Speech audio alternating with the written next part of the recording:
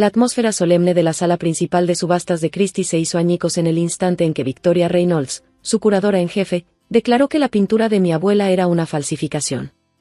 300 personas, coleccionistas, comerciantes y especialistas en arte, estallaron en susurros mientras la reputación de mi familia quedaba pendiendo de un hilo. Soy la doctora Sarah Chen, tengo 35 años y soy conservadora de arte especializada en técnicas avanzadas de imagen. La pintura en cuestión, Jardín al amanecer, del renombrado artista chino-estadounidense Thomas Chen, había colgado en la sala de mi abuela durante 50 años. Más importante aún, Thomas Chen era mi abuelo, aunque murió antes de que yo naciera. El trazo es experto, continuó Victoria, con su acento británico nítido y autoritario, pero el análisis espectral muestra pigmentos que no existían en 1947, cuando supuestamente Thomas Chen pintó esta obra. Señaló la escena luminosa del jardín, donde la luz matutina parecía bailar entre árboles cubiertos de neblina. Era el estilo distintivo de mi abuelo, una fusión de técnicas tradicionales del paisaje chino con impresionismo moderno estadounidense. Además, añadió Victoria, no hay documentación de procedencia que relacione esta pieza con las obras conocidas de Thomas Chen. Lamentablemente, debemos retirarla de la subasta de hoy. Los susurros se intensificaron. Las pinturas de Thomas Chen rara vez llegaban al mercado, y se esperaba que ésta alcanzara varios millones. Pero más allá del dinero, esto tenía que ver con el legado de mi familia. En realidad, dije, avanzando desde el público, con mis tacones resonando sobre el piso pulido, tengo algo que necesitan ver. Levanté un sobremanila grande. Resultados del Laboratorio de Imágenes Avanzadas del Museo Metropolitano. La compostura perfecta de Victoria se quebró ligeramente. El laboratorio del Met era el estándar de oro en autenticación artística, utilizando tecnología capaz de revelar los secretos ocultos bajo la superficie de una pintura. ¿Y ustedes? Doctora Sarah Chen. Nieta de Thomas Chen y especialista en análisis multiespectral de imágenes. Le entregué el sobre al director técnico de la casa de subastas. Tal vez quieran mostrar esto en pantalla. La primera imagen apareció en la gran pantalla detrás del podio, una vista radiográfica de la pintura que hizo que el público se quedara sin aliento.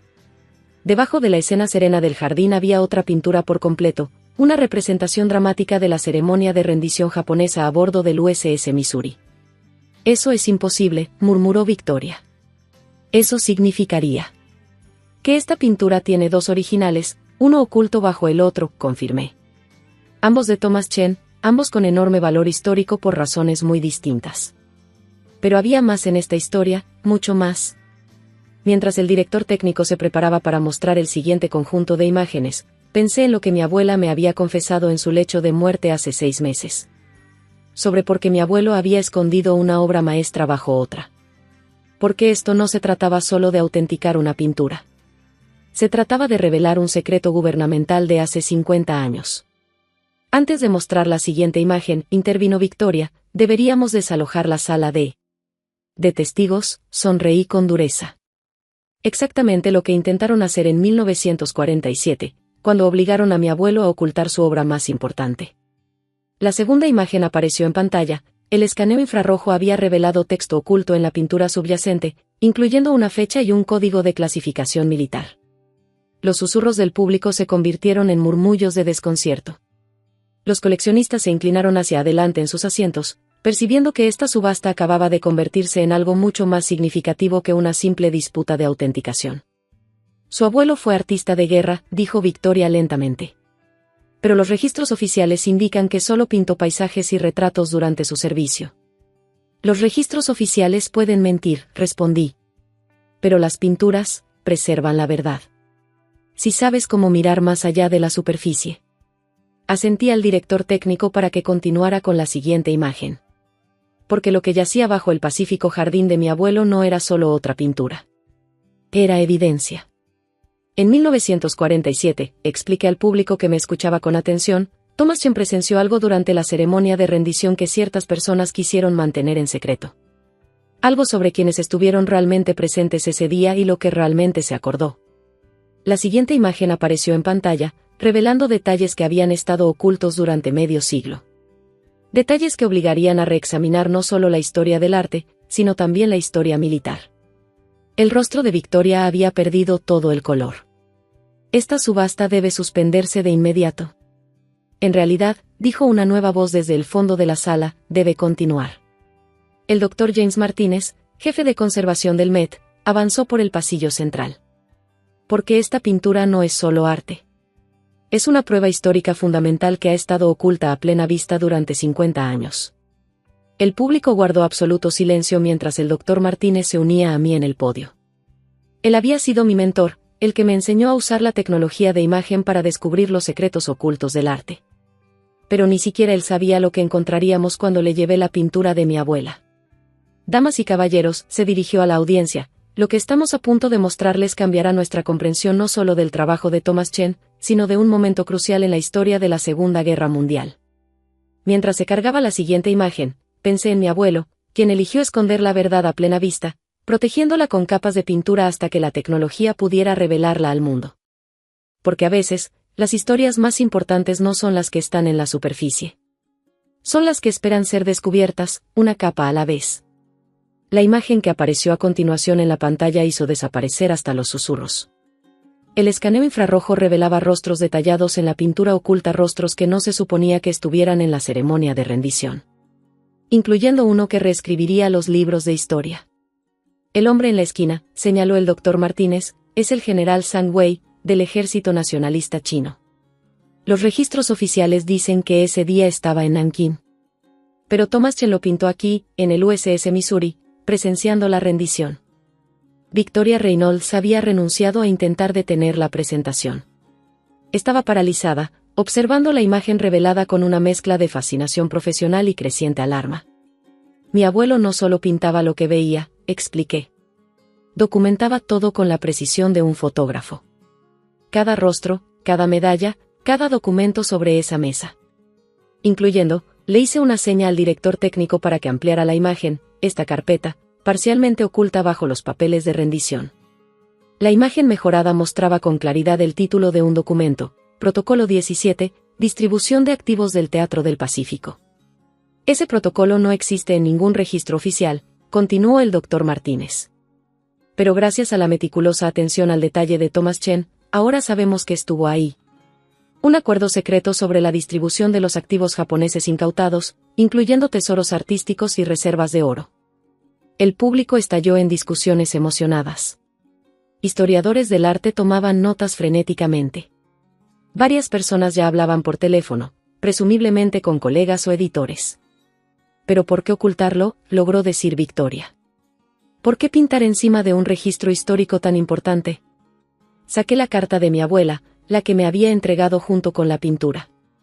Porque no le dejaron otra opción. La carta, fechada poco antes de su muerte, explicaba todo. Querida Sara. Tu abuelo sabía los riesgos de documentar lo que vio ese día. El protocolo secreto repartía miles de millones en activos incautados entre ciertos funcionarios, todo oculto del registro público. Cuando descubrieron su pintura, le dieron un ultimátum, destruirla o enfrentar cargos de espionaje. Pero Thomas fue astuto. En lugar de destruir la evidencia, la preservó debajo de otra obra maestra. Eligió una escena de jardín en paz, un lugar de reflexión y verdad, sabiendo que algún día la tecnología avanzaría lo suficiente para revelar lo que había debajo. El mismo jardín contiene pistas. Cada flor, cada sombra, corresponde a elementos en la pintura oculta. Él creó un mapa para futuros investigadores, confiando en que alguien lo entendería. Esa persona eres tú, querida. Tu trabajo en conservación de arte, tu especialidad en análisis por imágenes, no es coincidencia. Has pasado tu carrera preparándote para revelar el testimonio final de tu abuelo. Usa la verdad con sabiduría. Abuela. El Dr. Martínez volvió a tomar la palabra. La evidencia técnica es clara. Ambas pinturas son obras originales de Thomas Chen. Los pigmentos que señaló en su análisis, señorita Reynolds, provienen de la pintura oculta. La escena del jardín utiliza materiales totalmente consistentes con 1947. Pero había más. Las imágenes habían revelado algo más, algo que explicaba por qué ciertas personas estaban tan desesperadas por mantener esta pintura en secreto. El documento del protocolo, continué, incluye una lista de firmas. Nombres de funcionarios que se beneficiaron de ese acuerdo secreto. Incluyendo antepasados de algunas personas muy influyentes presentes en esta sala. Varios asistentes a la subasta se movieron incómodos en sus asientos. Otros se sentaron más erguidos, de pronto más interesados en el asunto. Esto no se trata solo de autenticar arte, declaró el doctor Martínez. Se trata de justicia histórica. Los activos redistribuidos bajo el Protocolo 17 incluyeron obras de arte saqueadas de varios países. Obras que aún siguen desaparecidas hoy en día. Proyecté otra imagen, un escaneo detallado de la lista del protocolo visible en la pintura. Mi abuelo documentó cada nombre, cada cantidad, cada destino. Creó un mapa para rastrear estos tesoros perdidos. Victoria Reynolds se acercó para examinar los datos técnicos.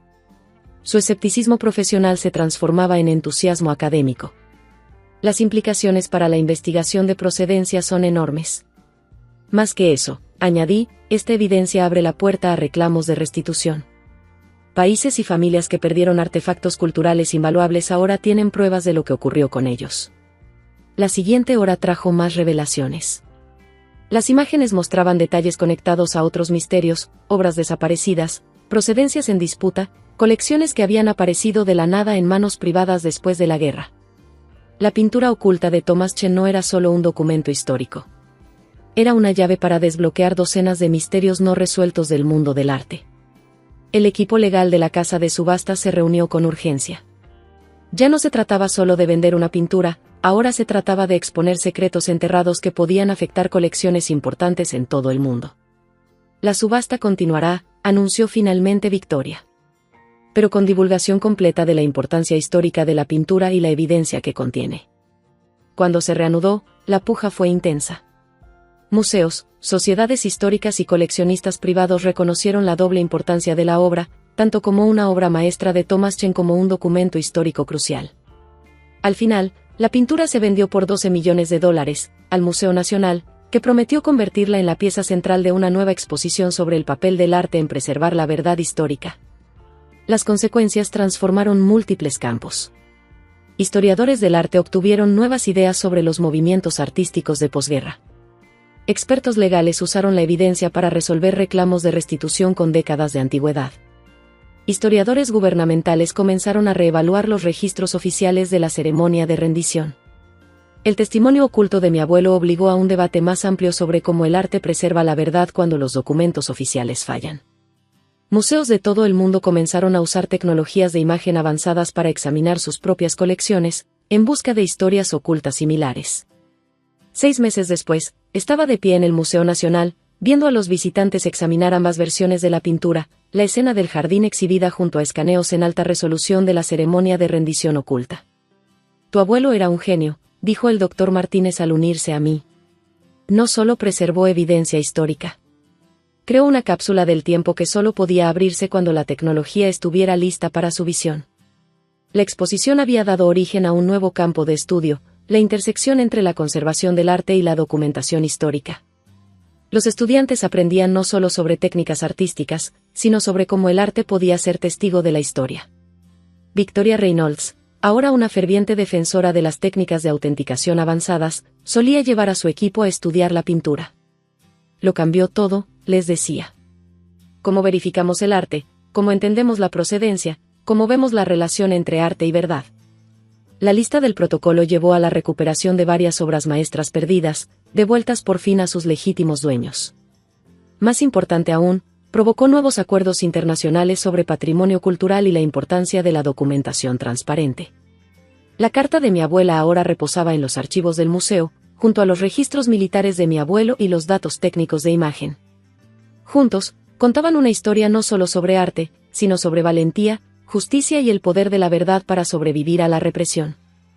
La escena del jardín de Thomas Chen seguía siendo hermosa, quizá más ahora que los espectadores entendían su doble propósito. Cada flor, cada sombra, adquiría un nuevo significado al aprender cómo correspondían con la imagen oculta debajo. Un año después de la subasta, recibí una invitación para hablar en una conferencia internacional sobre autenticación de arte y justicia histórica. El título de mi ponencia magistral, Capas de verdad, cómo el arte preserva lo que los documentos niegan. La pintura de mi abuelo hizo más que sobrevivir a una verificación. Cambió nuestra forma de pensar sobre el papel del arte en la preservación de la verdad histórica. Cada capa de pintura tenía significado, la belleza visible del jardín, el testimonio oculto debajo, y la unión entre arte y justicia que los conectaba. Al final, la curadora que había llamado falsa a la pintura ayudó a revelar su autenticidad más profunda. Porque a veces, el arte más verdadero no es lo que vemos en la superficie. Es la historia que espera ser descubierta, preservada en capas de pintura y valentía, lista para hablar cuando el mundo por fin esté listo para escuchar. El momento en que entré a mi propia casa y encontré a mi cuñada tirada en mi sofá de piel italiana, con los pies sobre mi mesa de centro, supe que algo había cambiado, pero jamás imaginé que eso me llevaría a vender nuestra mansión de $5 millones mientras ella y mi esposa estaban de compras. Me llamo Marcus, tengo 38 años, construí mi fortuna tras años de esfuerzo en la banca de inversión, trabajando jornadas de 100 horas mientras mis compañeros se la pasaban de fiesta. Cuando conocí a Sofía en una gala benéfica hace 5 años, pensé que había encontrado a la mujer perfecta. Era hermosa, encantadora y parecía entender mi ambición por el éxito. Nos casamos 2 años después en una ceremonia lujosa que costó más que la casa promedio. La mansión en Westchester se suponía que sería nuestro hogar para siempre. La pagué en efectivo, $5 millones por 750 metros cuadrados de lujo, con alberca, cancha de tenis y casa de huéspedes. Cada detalle fue elegido cuidadosamente, desde los pisos de mármol importado hasta el sistema inteligente que controlaba todo con un solo toque. Esta era mi fortaleza, mi recompensa por años de sacrificios. La hermana de Sofía, Victoria, apareció por primera vez en nuestra puerta hace 6 meses, solo por unas semanas. Me prometió Sofía cuando el divorcio de Victoria la dejó, temporalmente, sin hogar. Acepté, queriendo apoyar. Después de todo, la familia ayuda a la familia, ¿no? Esas semanas se convirtieron en meses. Victoria, que no había trabajado un solo día en su vida gracias a la pensión de su exesposo, trataba nuestra casa como su resort personal. Se despertaba al mediodía, dejaba platos sucios por todos lados e invitaba a sus amigas sin pedir permiso, pero lo que realmente me molestó fue que se adueñó de la recámara principal. Es la que tiene mejor luz natural para hacer yoga, anunció un día, mudando sus cosas a nuestra habitación mientras trabajábamos. Sofía solo se rió. No seas egoísta, Marcus, lo necesita para su proceso de sanación. Terminé durmiendo en la habitación de invitados, en mi propia casa, la casa que yo había comprado con sangre, sudor y agotamiento se había convertido en el dominio de Victoria. Redecoró sin preguntar, reemplazó mi arte por cristales de sanación y hasta cambió las contraseñas del sistema inteligente. Tienes que hablar con tu hermana, le dije a Sofía una noche, después de encontrar a Victoria organizando una fiesta en la sala. 20 desconocidos estaban tomando de mi cava y tratando mi casa como si fuera un antro. Sofía puso los ojos en blanco. Ay, Marcus, ¿por qué eres tan intenso? Es solo una casa. Además, casi nunca estás aquí por tus viajes de trabajo. Eso dolió. Sí, viajaba mucho por trabajo, pero gracias a eso teníamos todo, la casa, su ropa de diseñador, los autos de lujo en el garaje, y aún así, de alguna manera, yo era el villano por esperar un mínimo de respeto en mi propio hogar. El punto de quiebre llegó hace 3 semanas. Regresé de un viaje de negocios y encontré mi oficina, mi santuario, convertida en el estudio de meditación de Victoria. Mis archivos estaban en cajas en el garaje y mi computadora sobre una mesa plegable en el sótano. ¿Cómo pudiste permitirle esto?, le reclamé. Sofía se encogió de hombros. Necesitaba el espacio para su práctica espiritual. Tú puedes trabajar desde cualquier lugar. Esta es mi casa, grité, perdiendo por fin la compostura. En realidad, dijo Sofía con frialdad, es nuestra casa, y Victoria es familia. Si no puedes aceptar eso, tal vez no eres el hombre que pensé que eras. Esa noche, durmiendo en el sótano de mi propia mansión, tomé una decisión. Si querían jugar con el tema de la propiedad y la familia, les mostraría lo que significaba ser el verdadero dueño. A la mañana siguiente, llamé a mi abogado. Harrison, necesito que verifiques algo, le dije. La escritura de la casa, ¿a nombre de quién está? Harrison me llamó 1 hora después. Está solo a tu nombre, Marcus. La compraste antes del matrimonio y nunca agregaste a Sofía. Legalmente, es completamente tuya.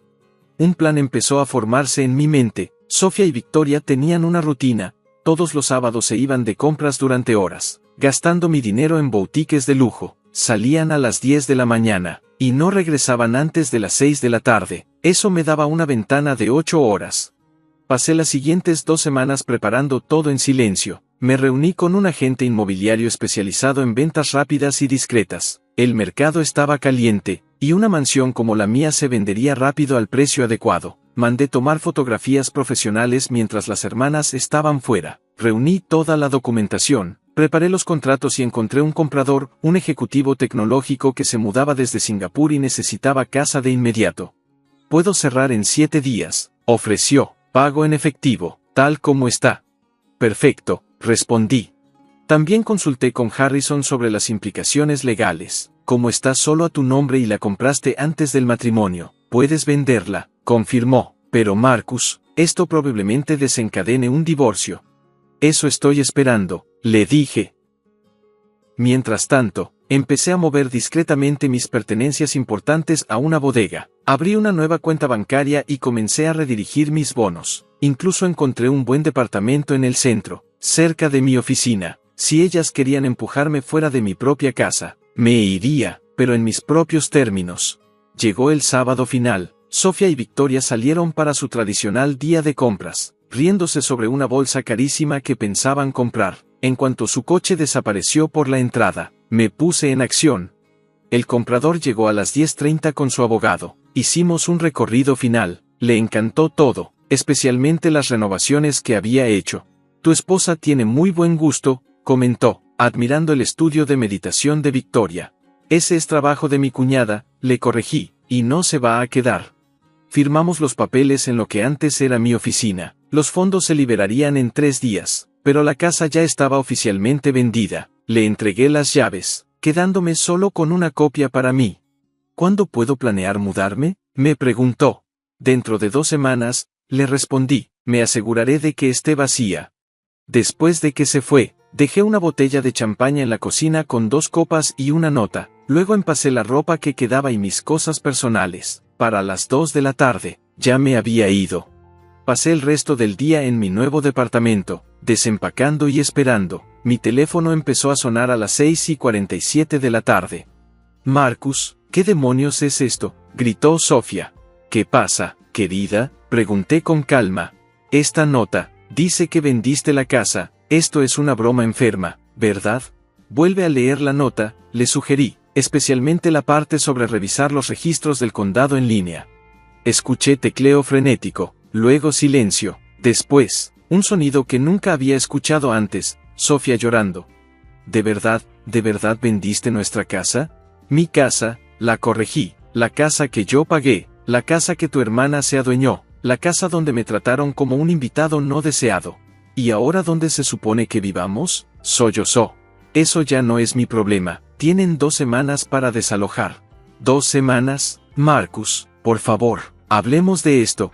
«Podemos hablar, por medio de abogados», dije. «Voy a pedir el divorcio el lunes». Las siguientes 2 semanas fueron un caos. Sofía intentó de todo: llanto, amenazas, hasta intentos de seducción. Victoria amenazó con demandarme por daño emocional y desalojo ilegal. Mi abogado lo desechó de inmediato, recordándoles que ella nunca fue una inquilina legal. Intentaron decir que había ocultado bienes, pero mis finanzas estaban limpias. La casa se compró antes del matrimonio, se mantuvo con fondos separados, y nunca se mezcló con bienes conyugales. El abogado de Sofía le aconsejó aceptar el acuerdo que le ofrecí, generoso por donde se vea, pero mucho menos de lo que esperaba sacar del divorcio. El día antes de que tuvieran que irse, me encontré con ellas una última vez en la casa. Victoria me fulminó con la mirada. «Eres un monstruo», escupió. «¿Cómo pudiste hacerle esto a la familia?». «¿Familia?», me reí. «La familia no se adueña de la casa de alguien. La familia no trata al que mantiene todo como si fuera su sirviente. La familia muestra respeto y gratitud». Sofía, agotada por la realidad de perder su estilo de vida de lujo, simplemente se veía derrotada. «Te amaba, Marcus». «No», dije en voz baja, «amabas lo que yo te daba, es muy distinto». Mientras las veía cargar sus cosas en una camioneta de mudanza, los cristales de meditación de Victoria, la ropa de diseñador de Sofía, todo comprado con mi dinero, sentí que me quitaban un peso de encima. El ejecutivo tecnológico se mudaría al día siguiente, y yo ya había encontrado mi paz en mi departamento del centro.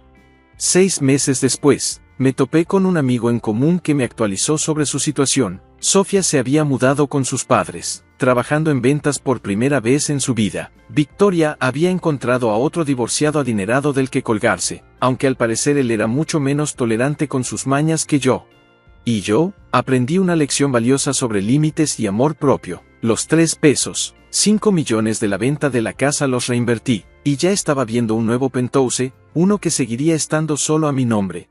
A veces la mejor venganza no es cruel ni elaborada, a veces es simplemente recuperar lo que es tuyo y alejarte. Querían la casa más que a mí, la obtuvieron, solo que no como lo esperaban.